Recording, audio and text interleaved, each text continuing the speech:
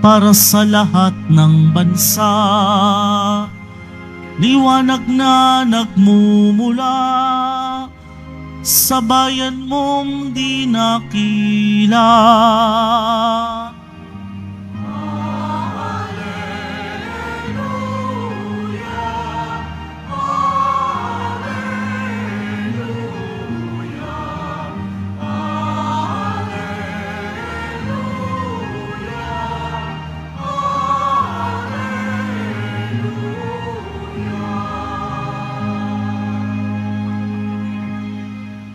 Sumainyo ang Panginoon. At sumaiyo rin. Ang mabuting balita ng Panginoon ayon kay San Lucas. Papuri sa iyo, Panginoon.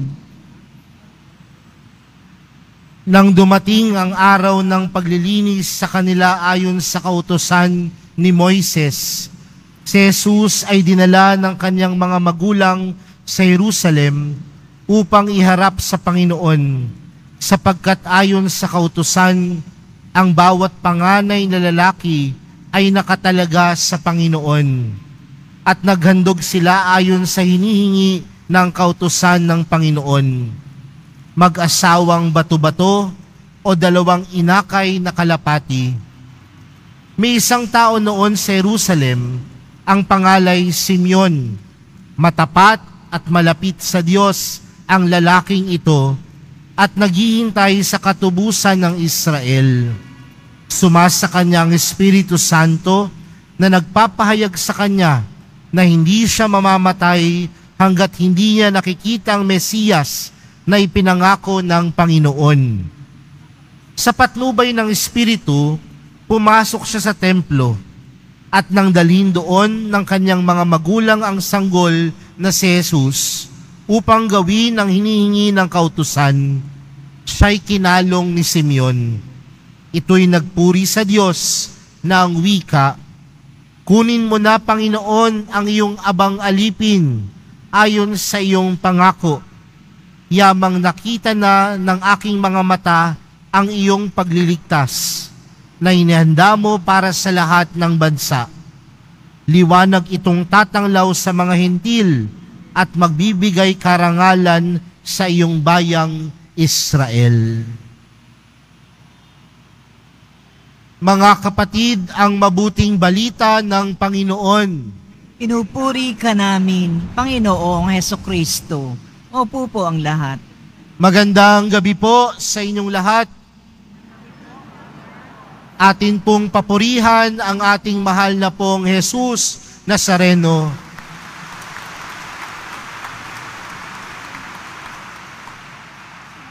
Mga kapatid, sa araw na ito, ipinagdiriwang po natin ang pagdadala kay Jesus na Panginoon sa templo.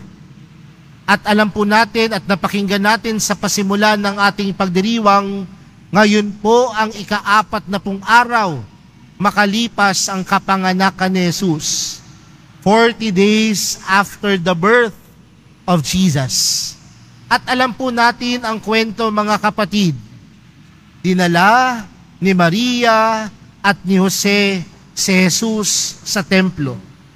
Inihandog ni Maria at ni Jose si Jesus sa templo. At kung mapapansin po natin ang ating ebanghelyong napakinggan, merong isang karakter na namutawik, ang karakter ni Simeon. At ano ang panalangin ni Simeon sa Diyos? Makita ko lamang ng aking mga mata ang Mesiyas o ang tagapagligtas, pwede mo na akong kunin. O sa madaling salita, makita ko lamang ang Mesiyas sa pamagitan ng aking mga mata, pwede na akong mamatay. Yun po yung unang bagay na magandang mapagnilayan natin, mga kapatid. Magandang tanungin yung ating sarili sa araw na ito, ano po ba ang kaganapan sa buhay natin? Ano po ba ang kaganapan ng buhay natin? Marahil minsan sa buhay natin, sasabihin ng mga magulang, okay na ako, basta makita ko yung aking mga anak na matagumpay sa buhay. Di ba minsan sinasabi yan ng mga magulang, pwede na akong kunin ni Lord. Makita ko lamang na tagumpay at kaya ng mamuhay ng sariling paa ng aking mga anak. Di ba? Minsan sasabihin naman ng iba, okay na ako kasi nagawa ko na yung mission ko sa buhay ko. Pero mga kapatid, kay Simeon, ang kaganapan ng kanyang buhay ay walang iba kundi makita si Jesus. Mga kapatid, kontento po ba tayo kay Jesus? O baka marami tayong mga bagay na hinahanap bukod kay Jesus? Magandang tanongin din sa buhay natin. Ano ba ang nagpapaligaya sa buhay natin? Marahil ang mga kabataan sasabihin nila, ang nagpapaligaya ay makatanggap o makakuha ng mga gadgets. Marahil ang ilan maging mayaman. Marahil ang ilan magkaroon ng mataas na pinag-aralan, maging matagumpay sa buhay. Walang masama sa mga bagay na ito. Pero wag nating kakalimutan na ang tunay na kaganapan ng buhay ay si Jesus. At kung nakita na natin si Jesus sa buhay natin, tunay nating masasabing si Jesus ay sapat na. At wala na akong hihilingin pang iba. Bakit parang ayaw po ninyo? Baka kasi may hinahanap pang ibang mga bagay. Baka si Jesus kulang pa.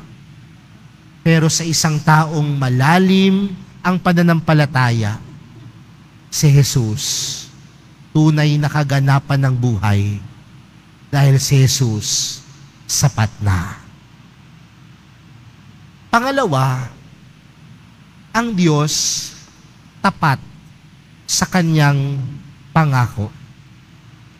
At wag natin itong kakalimutan. Kung ang Diyos ay tapat sa kanyang mga pangako, tayong mga taong nananampalataya sa Diyos, inalalapit natin sa Diyos ang ating mga panalangin. Inalalapit natin sa Diyos ang laman ng puso natin. Pero may mga pagkakataon na pinagdududahan natin ng Diyos. Minsan napapatanong tayo, naririnig kaya ako ng Diyos? Minsan nagdadalawang isip tayo, tunay nga bang makapangyarihan ng Diyos? Pero sa araw na ito mga kapatid, sa pamamagitan ng kwento ni Simeon, na sa buong tanan ng kanyang buhay, yun lamang ang kanyang panalangin, makita ang Mesiyas, makita ang tagapagligtas, at yun ay pinagkaloob ng Diyos sa tamang oras at pagkakataon. Dahil ang Diyos ay tunay na tapat. Mga kapatid, huwag kang mapanghinaan ng loob sa mga oras na ikaw ay nananalangin at sa tingin mo walang sagot ang Diyos. Baka ito ang mensahe sa iyo ng Diyos. Sa araw na ito, tunay niyang ipinapadama ang kanyang katapatan sa bawat isa. Ang ating mga hiling may kasagutan. Ang ating mga panalangin may kasagutan dahil ang Diyos ay matapat. Panghuli mga kapatid, sa hinaba-haba ng paghihintay ni Simeon, nakatanggap siya ng biyayang makita si Jesus. At ano pong tinuturo nito sa atin mga kapatid? Na merong kahalagahan sa buhay natin ang paghihintay. Marami sa atin ngayon ayaw nang maghintay. Gusto natin lahat mabilisan dahil yan ang tinuturo ng mundo. Ako po ay naka-assign sa eskwelahan. At sa eskwelahan ngayon, ang pinag-uusapan po namin ay yung artificial intelligence. Ang mga estudyante, hindi na kailangang mag-isip. Magta-type lang, may essay na. Lahat doon na ang kasagutan. Lahat kasi mabilis. Dati ho ang kape, kailangan mo pang gilingin. Ngayon, ibubuhos mo na lang, kinatatamaran mo pa. Dati ang mga manliligaw, anong ginagawa? Kailangan mo pang mag-igib, kailangan mo pang mangharana. Ngayon, text lang, kinabukasan, kasal na. At makalawa, hiwalay na. Lahat kasi, gusto natin mabilisan. Ayaw nating maghintay. Pero tila may pinapaalala sa atin ng ating ebanghelyo na sa paghihintay natin, merong grasyang tunay na ipinagkakaloob. Merong biyayang tunay na ipinagkakaloob. Kaya, kung ikaw ay naghihintay, tandaan mo, may pag-asa. Tandaan mo, may biyayang tunay na ipagkakaloob sa iyo. Kaya mga kapatid, napakaganda ng pagdiriwang natin sa gabing ito. Sinimulan natin sa pagsisindi ng kandila. Pero isang pakiusap ko lamang sa inyo mga kapatid, na yung mga kandilang bit-bit natin, gamitin natin sa ating buhay panalangin. Dahil aminin natin o hindi, alam ko naman, kailan nyo po sisindihan yung mga kandilang yan? Kapag brown out. Nasaan yung pinabless ko sa Quiapo? Diba? No. Tawa po kayo ng tawa kasi totoo po diba? Pero sa oras na tayo ay nahihirapan sa buhay, sa oras na tayo ay naghihintay, sa oras na tayo minsan ay nagdadalawang isip sa katapatan ng Diyos, sindihan po ninyo ang kandilang yan.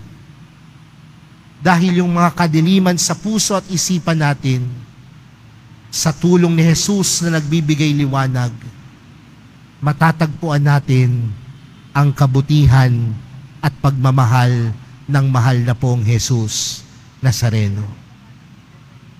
Ang mga sindi, ang mga kandilang yan, hindi lamang yung palamuti, kundi pagpapaalala sa atin na kahit madiliman ang buhay natin dito sa lupa, merong liwanag na gagabay sa atin na nagmumula sa mahal na pong Jesus Nazareno.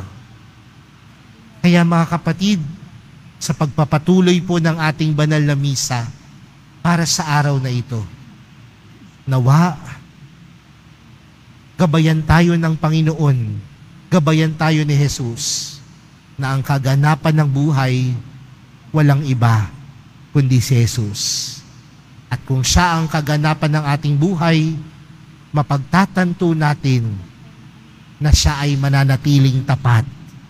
At kung siya ay tapat, huwag mapagod maghintay, dahil sa paghihintay, may biyayang tunay na ipagkakaloob.